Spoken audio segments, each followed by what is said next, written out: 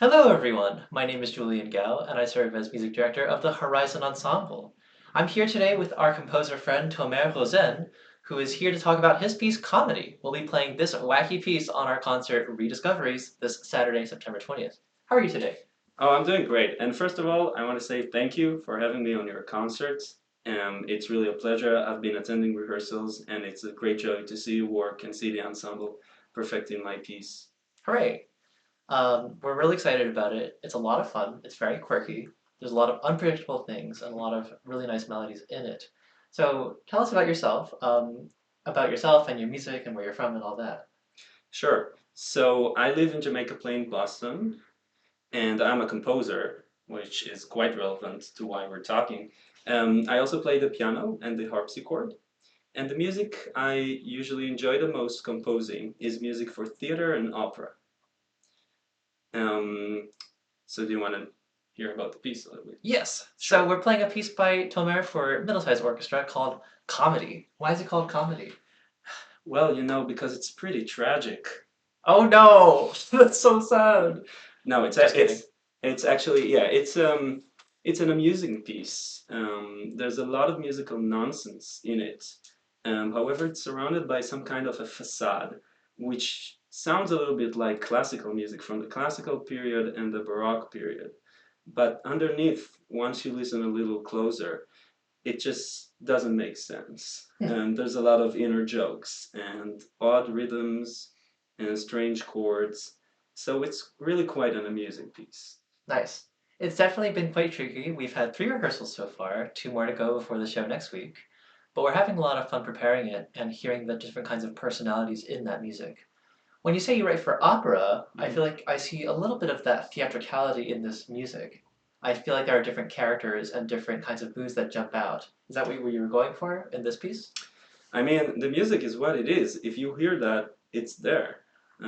So sometimes I think when I write music, I don't really know all of those things that would later come up. I'm just concentrating on what will be the next bar, what is going to happen in the piece. And then retrospectively, I think you can hear many things that I wasn't necessarily aware of. But if you hear it, it's there.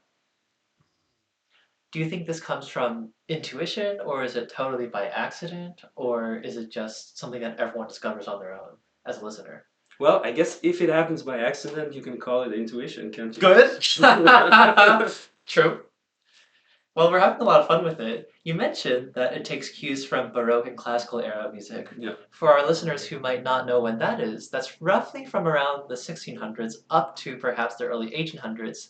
Now, are there any particular composers that perhaps influenced you or inspired you for this piece? No one specifically, um, but I'm sure that if I go back to when I wrote it and I listen back to what I was listening to, not just classical music, but also popular music that I was listening to. And you mentioned correctly in one of the rehearsals, some of the rhythms are inspired by different kinds of popular music. Ba ba Um, ba ba ba. That one. yeah, Yeah, for yeah, yeah, yeah. example. And also, dum, bum, bum, bum, bum. There's this moment in the third movement.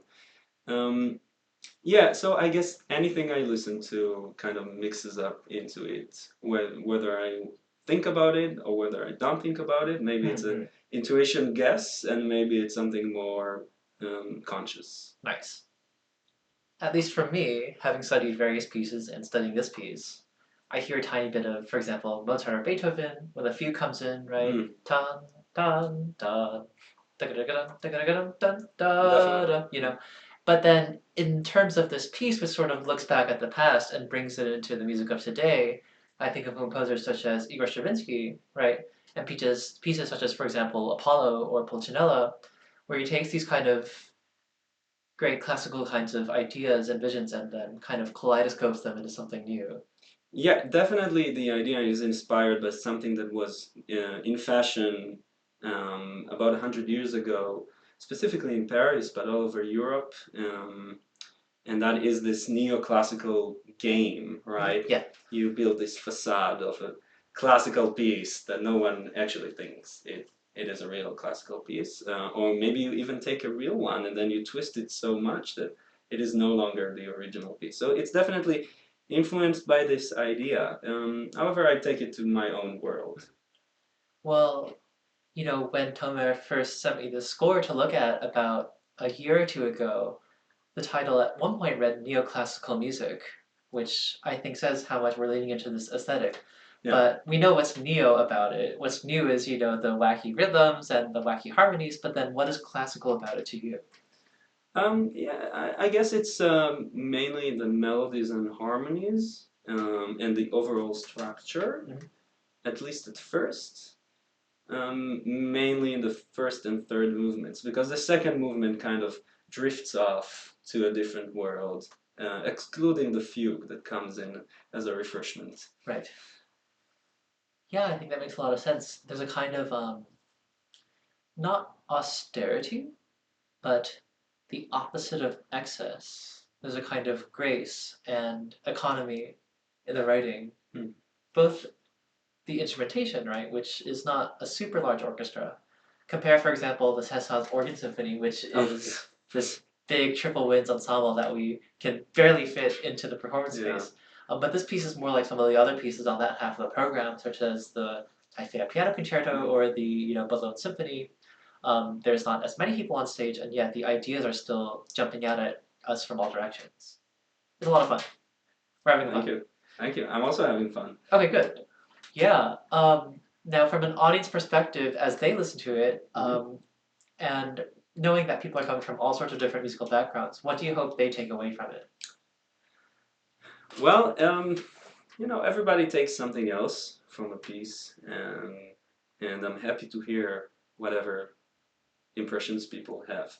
But if someone tells me that they were amused by the piece, I think that would make me happy, because there's something about amusement that is that I cherish, that I value about this kind of about this emotion or state of mind. Uh, I think there's something deep to it, because you have to have some kind of a logical thought or process in order to be amused, right? Right. There has to be some expectation, and maybe you meet the expectation, you don't meet the expectation. It requires some kind of logic. I once took a class at the Boston Conservatory with the professor and opera coach Michael Strauss, and he was speaking about comedy and tragedy, right? And speaking of your predilection for opera and theatrical music, he says, music that is tragic is in some ways easier to write than music that is comic when it comes to opera. Because in tragedy, things that happen are inevitable, and everything that happens in a tragedy is due to the flaws of these characters and leads us to that big conclusion, which is usually a bunch of people dying because it's opera. But in comedy, comedy is harder in some ways because it has to surprise us. That's where humor comes from.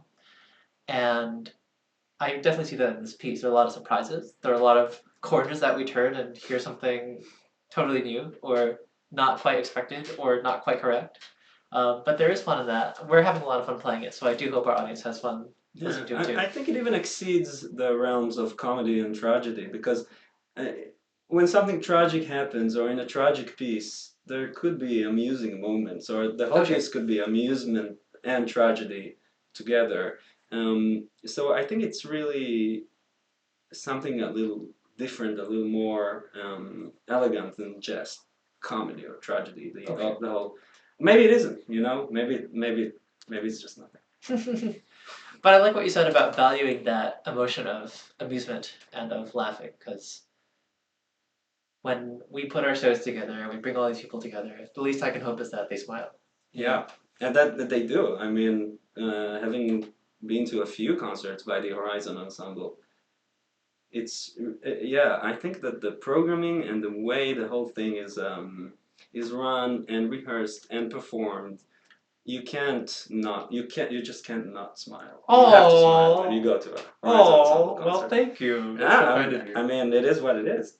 Okay. Oh, that's so nice of you. Thank you. All right.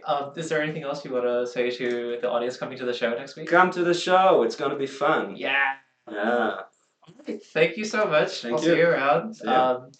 To those of you watching, this concert happens on Saturday, September 20th at the Church of the Covenant, Newbury Street, 67 Newbury Street to be exact, at 3 o'clock p.m.